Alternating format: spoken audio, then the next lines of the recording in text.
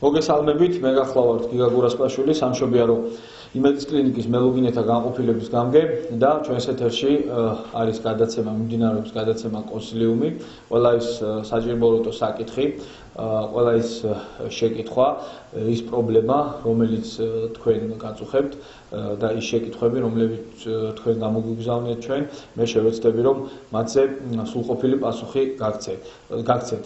დიდი მადლობა მინდა გადაგიხადოთ ყველა ამ შეკითხვის ავტორს. ეხლა კი უშუალოდ იმ შეკითხვებზე, რომლებიც ის შეკითხვები, ის საპრობლემო საკითხები, რომლებიც თქვენ გაინტერესებთ. პირველი შეკითხვა.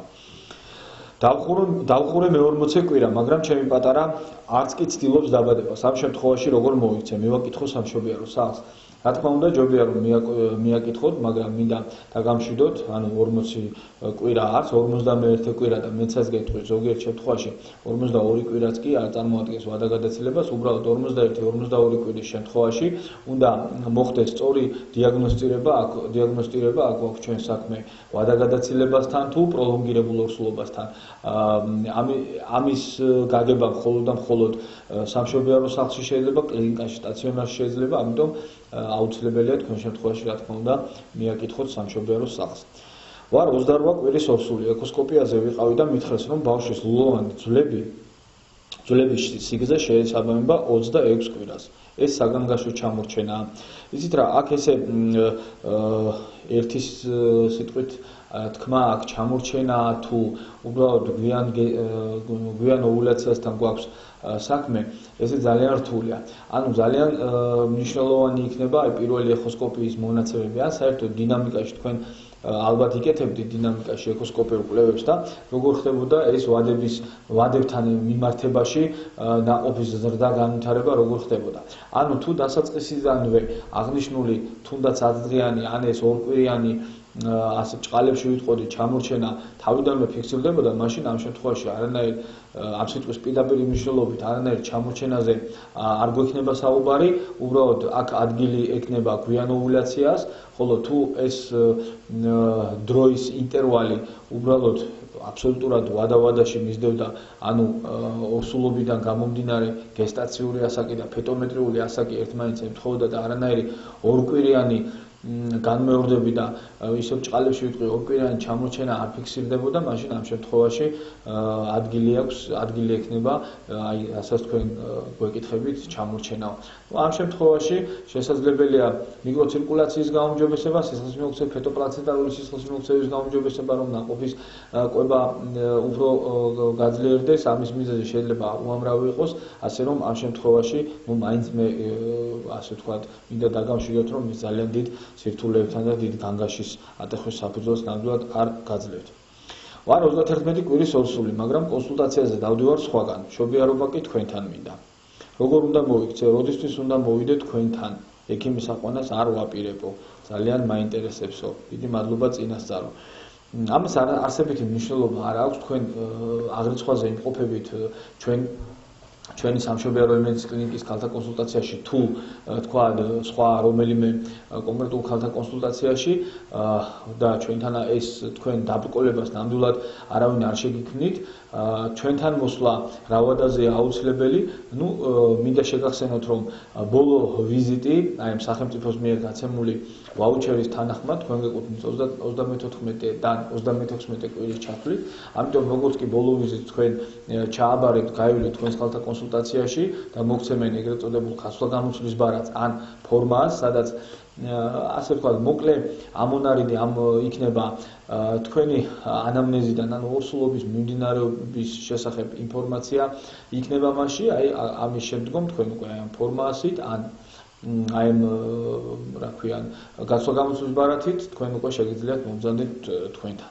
რაც შეეხება არაპირებთ ექიმის აყვანას, ამაზე ძალიან ბევრს საუბრობთ ჩვენს კლინიკაში, ეს ჩვენ საიტზეც არის განთავსებული, ამას არსებითი მნიშვნელობა ნამდვილად არ აქვს, არანაირი განსხვავება სერვისიდან დაწყებული, რა თქმა უნდა, ყურადღებით დამთავრებული, არანაირი განსხვავება არ არის. ყავთ თქვენ აყვანილი ექიმი თუ არ ყავთ. ამაში მე კიდევ ერთხელ სრული პასუხისმგებლობით მინდა განვაცხადო, რომ არანაირი განსხვავება ყურადღების, მოვლის თვალსაზრისით, სერვისების თვალსაზრისით ნამდვილად არანაირი განსხვავება არ არსებობს. ერთი კვირის წინ ჩავაბარე სისხლის ანალიზი და პასუხები ასეთია. თირეოტროპული ჰორმონის შედეგი 3.24, ნორმა 0.4-დან 4.0-მდე. თავისუფალი თიროქსინი, შედეგი 1.15 მიასედი, ნორმა 0.99-დან 1.75-მდე. ჰერპეს ვირუსის ქრონიკული ფორმა 1.84, ნორმა 0.0-დან 0.9-მდე. ჰერპესის მწვავე ფორმა 0.57, ნორმა 0.0-დან 0.9-მდე. ციტომეგალოვირუსის ქრონიკული ფორმა, შედეგი 1.13, ნორმა 0.0-დან 0.9-მდე. ციტომეგალოვირუსის მწვავე ფორმა 0.54 და ნორმა არის 0-დან 0.9-მდე. ტოქსოპლაზმოზის ქრონიკული ფორმა 0.19, ნორმა 0.09. ხლამიდიის ქრონიკული ფორმა 0.35, 0.09. ძალიან გთხოვთ, რომელი ვირუსია მომატებული და რამის საშიშროებას წარმოადგენს თუ არა. აი ამ თქვენი მონაცემებიდან გამომდინარე, ამ შემთხვევაში შეიძლება ჩაითვალოს, რომ ნორმის ზედა ზღვარს ოდნავ სცილდება ჰერპეს ვირუსის ქრონიკული ფორმა და ციტომეგალოს ვირუსის ქრონიკული ფორმა. მინდა შეგახსენოთ, რომ თითოეულ ვირუსს, როგორც ნახეთ, გააჩნია ორი ფორმა, ეს არის მწვავე და ქრონიკული ფორმა. მწვავე ფორმა მიანიშნებს იმაზე, რომ იმ პროცესში, იმ მომენტში, როდესაც ხდება ასე ვთქვათ, ანალიზის ჩაბარება, ანალიზის აღება, ორსული ასე ვთქვათ, დაინფიცირებული არის ამ ვირუსით. რაც შეეხება ქრონიკულ ფორმას, ეს იმას ნიშნავს, რომ ოდესღაც აღნიშნული ვირუსი ორსულმა გადაიტანა თუნდაც ღრმა ბავშვობაში და უკვე ორგანიზმში ის ქრონიკულ ფორმაშია გადასული. აქედან გამომდინარე, ამ შემთხვევაში თქვენი ანალიზებიდან, კონკრეტულ შემთხვევაში თქვენი ანალიზებიდან გამომდინარე, აი ეს ქრონიკული ფორმები ნამდვილად არ საჭიროებენ არანაირი მკურნალობის ჩატარებას. მოგესალმებით, გიგა ექიმო ვარ, 32 კვირის ორსული. პირველი ჯგუფის უარყოფითი მაქვს. ჩემი მეუღლე კი პირველი დადებითია. გავიკეთე ანტისხეულებების ანალიზი და შედეგი იყო უარყოფითი. ექიმმა მითხრა, რომ საშიში არაფერი არ არისო, მაგრამ მაინც განვიცინდა ნერვიულობ. მადლობა წინასწარო. რა თქმა უნდა, აბსოლუტურად სწორია ვთქვათ თქვენთვის, თქვენ ექიმს. ნამდვილად, როდესაც ორსული არის რეზუს უარყოფითი, ერთ-ერთი რაც ხდება, აუცილებლად ორსულობის განმავლობაში, გარკვეულ ვადებში ხდება ანტირეზუს ანტისხეულების განსხვავება. იმ შემთხვევაში თუ უარყოფითია, რა თქმა უნდა, ეს და ორსულობა ნაყოფის განვითარება ულტრაბგერითი კვლევებიდან და დამატებითი სხვა კლინიკურ-ლაბორატორიული გამოკვლევებიდან ნორმალურად მიმდინარეობს, მაშინ რა თქმა უნდა, თქვენ არანაირი ნერვიულობის და განგაშის საფუძველი ნამდვილად არ გაქვთ. შემდეგი შეკითხვა. როგორ დინდება ორსულობაში სიმფიზიტი და შეიძლება თუ არა ამ დროს ბუნებრივი მშობიარობა? ანუ სიმფიზიტის ძვლებს შორის დაშორება და შემდგომში უკვე ხდება დაინფიცირება სიმფიზიტის სახელწოდებით არის ცნობილი. 11 მმ-მდე სიმფიზის ძვლებს შორის დაშორება ნორმაში ითვლება. რა თქმა უნდა, ამას ამ შემთხვევაში ძალიან დიდი მნიშვნელობა ენიჭება გარდა ულტრაბგერითი გამოკვლევისა, რა თქმა უნდა, ძალიან დიდი მნიშვნელობა ენიჭება კლინიკას, ხო? ანუ როგორ მოძრაობს ორსული, პალპაციით, როგორი მტკივნეული აქვს, ზნობიარია თუ არა და ასე შემდეგ. რაც შეეხება შესაძლებელია თუ არა სიმფიზიტის დროს ფიზიოლოგიური მშობიარობა, ამის დასკვნა რა თქმა უნდა ტრავმატოლოგის პრეროგატივაა, ამიტომ ამ შემთხვევაში, როდესაც ეკოსკოპიაზე დაფიქსირდება სიმფიზის ძვლებს შორის სხვაობა 11 მმ-ზე ზემოთ, ამის შემდეგ აუცილებელია ორსულმა კონსულტაცია გაიაროს უკვე ტრავმატოლოგთან და მხოლოდ ტრავმატოლოგის დასკვნით და მისი ნებართვით ან გადავიხრებით ფიზიოლოგიური მშობიარობისკენ, ან საჭირო იქნება მშობიარობის დასრულება საკენსრო კვეთის ოპერაციის გზით. ვარ 8 კვირის ორსული, მყავს წლის და 3 თვის პატარა, რის გამოც ვიტვირთები ფიზიკურად. ვიყავი გამოკვლევებზე და ყველაფერი ნორმაშია, მაგრამ დამინიშნეს ჯუფასტონი და ბენევრონი, რადგან 6-7 თვის უკან მომეშალა 9-10 კვირის ორსულობა. ახლა თუ დავიტვირთები, მაქვს მუქი ყვითელი გამონადენი. ექიმს დაურეკე და უთხარი, მითხრა არაფერიაო, თუ ყვითელიაო. ცოტა თავს გავუფრთხილდიო, მაგრამ მაინც მეშინია. მუცელი არ მაქვს ტონუსში, ანუ საშულოსნო. და რატომ უნდა მქონდეს მაინც და საშიშია თუ არა. პირველი რაც უნდა გირჩიოთ, მით უმეტეს თქვენი ანამნეზიდან გამომდინარე, ან თქვენ აღნიშნავთ, რომ რამოდენიმე ხნის უკან მოგეშალა, ანუ შეწყდა ორსულობა, აქედან გამომდინარე თქვენთვის ფიზიკური დატვირთვა ყოველად დაუშვებელია, მინიმუმამდე უნდა იქნეს დაყვანილი, იმიტომ რომ ფიზიკური დატვირთვის შედეგად შესაძლებელია აღნიშნული ორსულობა ისევ შეწყდეს, რაც შეეხება მუქყვითელ გამონადეს, ლორწოვან გამონადეს, ეს შეიძლება საშუალო ნაცხის სისუფთავისთან იყოს ასოცირებული, ყოველ შემთხვევაში იგივე წოლითი რეჟიმი აბსოლუტურად სწორი დანიშნულება ჯუხასტონისა და ბენევრონის სახით, ამიტომ მეტი ყურადღება და მაქსიმალურად შეზღუდვა ფიზიკური დატვირთვის. ბატონო გიგა, ძალიან გთხოვთ დამეხმაროთ და მირჩიოთ რამე. ვარ გათხოვილი. ერთი ბავშვი მყავს და ძალიან მინდა მეორე შვილი, მაგრამ ორჯერ დაფეხმძიმდი და ორჯერვე მომეშალა. ორივე შემთხვევაში 4 კვირის ორსულობაა. რისი ბრალი შეიძლება იყოს? გთხოვთ დამეხმაროთ, წინასწარ დიდი მადლობაო. ესე ძალიან რთულია დადგინდეს პოსტფაქტუმ, დადგინდეს ორსულობის შეწყვეტის მიზეზი. ძალიან კარგი იქნებოდა თუ მანამდე როდესაც შეწყდა პირველი ორსულობა, შედგა ამას მოყვა მეორე ორსულობა, ორსულობის შეწყვეტა ძალიან მართებული და სწორი იქნებოდა თუ მოხდებოდა თუნდაც ამ პროცესში გამოკვლევები, ჩატარდებოდა გამოკვლევები და მიზეზი დადგინდებოდა მალევე რატომ მოხდა ორსულობის შეწყვეტა. ან თუ საჭირო გახდა, ან ვაკუუმ ასპირაცია, ან სასწავლო ზღვის ინსტრუმენტული გამოფხეკვა და შემდგომში გამონაფხეკი მასალის ჰისტომორფოლოგიური გამოკვლევა, ესეც ძალიან მნიშვნელოვანი იქნებოდა. იმიტომ რომ ორსულობის შეწყვეტის ძალიან ბევრი ფაქტორი არსებობს, ფიზიკური დატვირთვიდან დაწყებული, ჰორმონალური დისბალანსით დამთავრებული, ამიტომ ესე თავზე ხელაღებით ესე თქვა, რომ მაინც და მაინც რაღაცა ერთი კონკრეტული მონოფაქტორის გამო მოხდა ორსულობის შეწყვეტა, ძალიან რთულია. ამას სჭირდება მთელი რიგი კლინიკო-ლაბორატორიული გამოკვლევათა კასკადის ჩატარება, რომ დადგინდეს მიზეზი. ყოველ შემთხვევაში მე რჩევის სახით რაც მინდა გირჩიოთ, რომ ესე სპონტანურად გამოხდება დაორსულება, დაგეგმა, სრულყოფილად გამოიკვლიეთ თქვენი თავი, ჩაიტარეთ საჯარო კლინიკო-ლაბორატორიული გამოკვლევები და მხოლოდ და მხოლოდ შემდგომში იქნება დასაშვები ორსულობა. შემდეგი შეკითხვა, დაორსულდება თუ არა ქალი ბავშვის გაჩენიდან 40 დღის გასვლამდე? წინასწარ დიდი მადლობა. ნაკლები ალბათობაა, იმიტომ ლოგინების ხანა 40 დღე მიმდინარეობს, თითქმის ნულის ტოლფასია, თუმცა გამორიცხული ნამდვილად არ არის.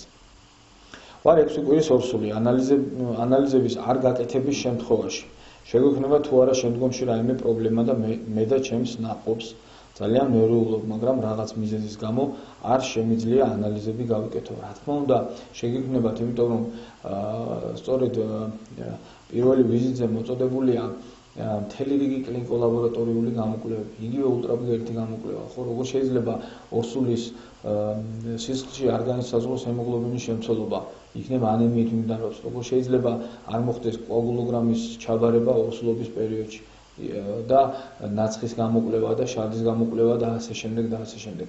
ამიტომ მე მესმის რომ გარკვეული მიზეზები გაქვთ თუ პრობლემები გაქვთ იმასთან დაკავშირებით რომ ვერ იტარებთ კლინიკო-ლაბორატორიულ გამოკვლევებს, მაგრამ მე რაღაცნაირად მინდა რომ მობილიზება გავუკეთოთ თქვენ თავს და აუცილებლად მიგზავნდეთ და ჩაიტაროთ საწყის ეტაპზე მაინც ყველა საჭირო გამოკვლევა. ვარ 30 წლის, 36 კვირის ორსული. მაინტერესებს მენჯის ზომები რამდენად ნორმალურია მშობიარობისთვის და აქ ჩამოთვლილია 25, 27, 31, კონუგატა ექსტერნა 20. ბავშვის წონა ზუსტად არ ვიცი, მაგრამ 31 კვირაზე კილო და 600 იყო. მენჯის ზომები აბსოლუტურად ნორმალურია, ანუ აქ საუბარია ანატომიურად ვიწრო მენჯზე არ არის, თუმცა მინდა შეგახსენოთ, რომ გარდა ცნებისა ანატომიურად ვიწრო მენჯი არსებობს კლინიკურად ვიწრო მენჯი, რომელიც მშობიარობის პროცესში ჩამოყალიბდება, ამიტომ კლინიკურად ვიწრო მენჯზე საუბარი მშობიარობამდე, სანამ რეგულარული სამშობიარო მოქმედება არ არის, ამაზე საუბარი რა თქმა უნდა ზედმეტია, თორე რაც შეეხება ანატომიურ თვალსაზრისით, აბსოლუტურად მენჯის ზომები აბსოლუტურად ნორმას შეესაბამება. გათხოვების შემდეგ თუ კი რამე მქონდა ყველაფერზე ვიმკურნალე. შემდეგ დაორსულდი და აღმოაჩნდა გარე ორსულობა. რა შეეძლო ეს გამოიწვიაო? უბრალოდ მინდა შეგახსენოთ, რომ თვითონ სიტყვა გარე ორსულობა ხო სახელწოდებიდან გამომდინარე, როდესაც ორსულობა, ანუ განაყოფილებული კვერცხუჯრედის ჩანერგვა, იმპლანტირება ხდება საშუალო გარეთ, საშუალო გარე ორსულობა. უფრო ხშირად საკვერცხეში, ფალოპიუს მილში, გაცილებით იშვიათად მუცლის ზღვრში შეიძლება მოხდეს. გარე ორსულობა შეიძლება მიმდინარეობდეს, ანუ იყოს პროგრესული, ანუ მიმდინარეობდეს აბორტის ტიპად, ან შეიძლება იყოს დარღვეული. ამ შემთხვევაში სასწრაფო ოპერაციულ მკურნალობას უნდა მიმართოთ.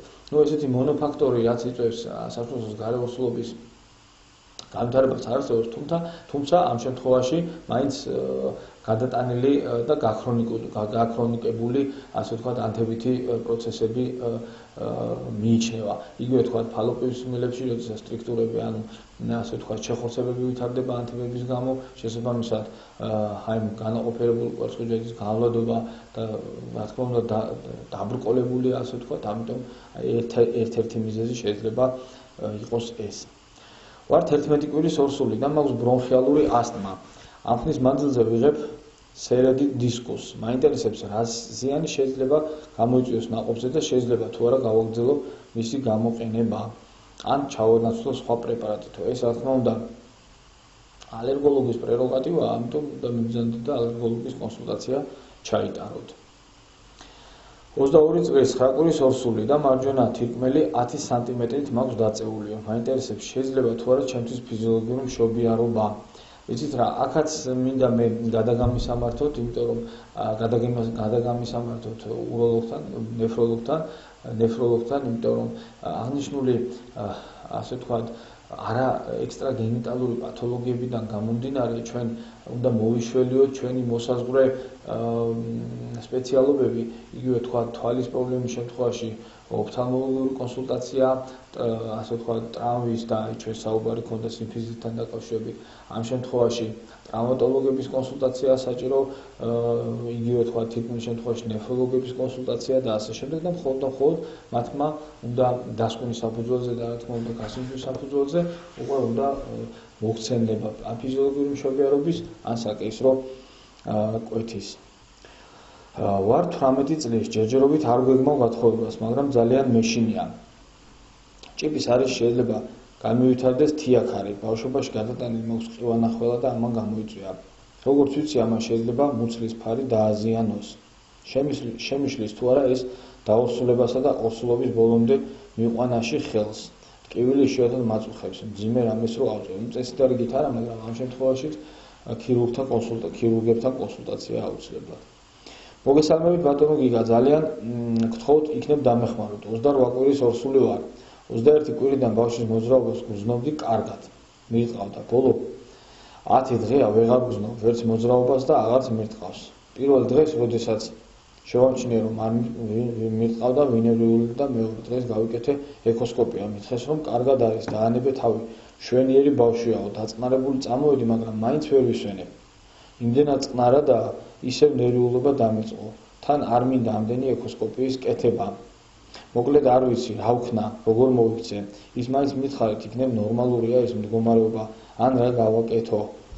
ვიცით რა, პირველ რიგში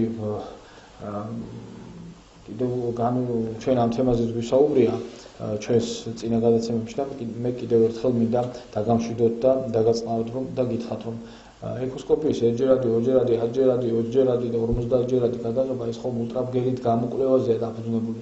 გერის რხევაზე, ამიტომ ის რა თქმა უნდა აბსოლუტურად უნებელია როგორც დედის ორგანიზმისთვის, ასევე ნაყოფისთვის.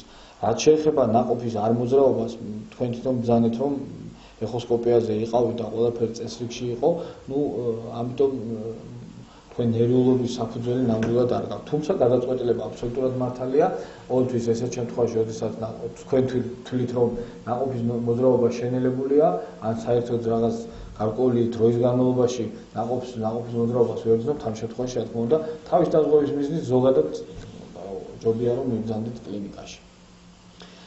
გამარჯობა, დავკარგე საყოველთაო დაზღვევა, ვინაიდან ექიმთან 14 კვირაზე მივედი. მაინტერესებს სახელმწიფო მშობიარობას თუ დამიზღავს, რამე კერძო დაზღვევა თუ არა გაქვთ, უბრალოდ თქვენ შეგიძლიათ მონაცემთა ბაზაში გადაამოწმოთ და იქ გეცოდინებათ თქვენ გაქვთ თუ არა საყოველთაო დაზღვევა.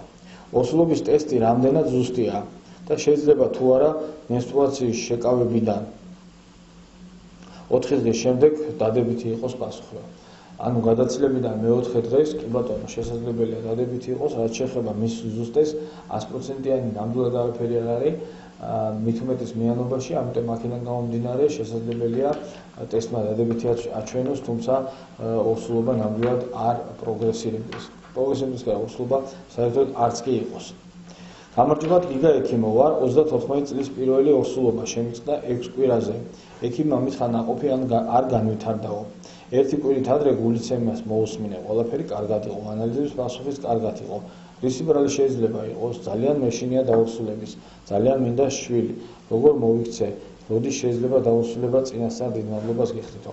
პირველ რიგში ეს სპონტანური დაუსრულება თქვენ შემთხვევაში რა თქმა უნდა არ არის მიზანშეწონილი, უნდა გამოიკვლიოთ თქვენი ორგანიზმი მიზეზი, რის გამო შეწყდა წინაურსულობა, რომლის მიზეზი ძალიან ბევრი რამ შეიძლება იყოს, ამიტომ აქედან გამომდინარე კიდევ ერთხელ ვიმეორებ საჭირო ლაბორატორიული გამოკვლევების ჩატარება და თუ არსებობდა გამონაფხეკია და ან ჰისტომორფოლოგიის პასუხი რატომ შეწყდა ორსულობა, ინფიცირება ხომ არ იყო, ეს მთლად ძალიან დაგვეხმარება ჩვენ.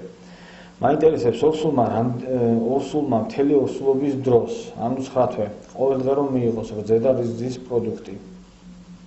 რამე უყოფზე გამონას ხომ არ მოახდენს ნაყოფსო. პირიქით, კარგ ზემოქმედებაზე მეც ნამდვილად არ მოახდენს. მეუბნებიან, რომ დასაფეხმძიმებლად საუკეთესო დროა ციკლის დამთავრების ბოლო დღე. რამდენად შეესაბამება სიმართლეს და კიდევ ფოლიკული ოდესაც ხდება, რამდენი დღე ითვლება განაყოფიერებისათვის სასურველი პერიოდადო. ვიცით რა, მე მინდა გითხრათ, რომ ამ თემაზეც ძალიან ბევრჯერ ვისაუბრია.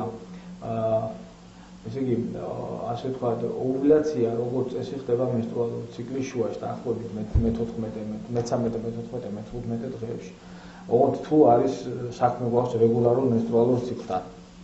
რაც შეეხება იმ ფაქტორს, რომ თქვათ ავნებს თუ არა ეს და სინამდვილეში როდის შესაძლებელია როდის შეიძლება რომ ასე ვთქვათ გასკდეს ეს ფოლიკული და რა ასე ვთქვათ განაყოფიერებასთან გვაქვს თუ არა საქმე, კიდევ მეორე ორსულობის შუაში, ანუ მე-14-მე-15-მე-16 დღეს ნორმალურად მიმდინარე მენსტრუალური ციკლის შემთხვევაში გვაქვს ადგილი აქვს ოვულაციას, ეს ერთი, ხოლო რაც შეეხება ტესტით განსაზღვრას ამას, კი ბატონო, ოვულაციის ტესტებიც იყიდება და თქვენ შეგიძლიათ ოვულაციის ტესტებიც კი გამოიყენოთ ამ შემთხვევაში.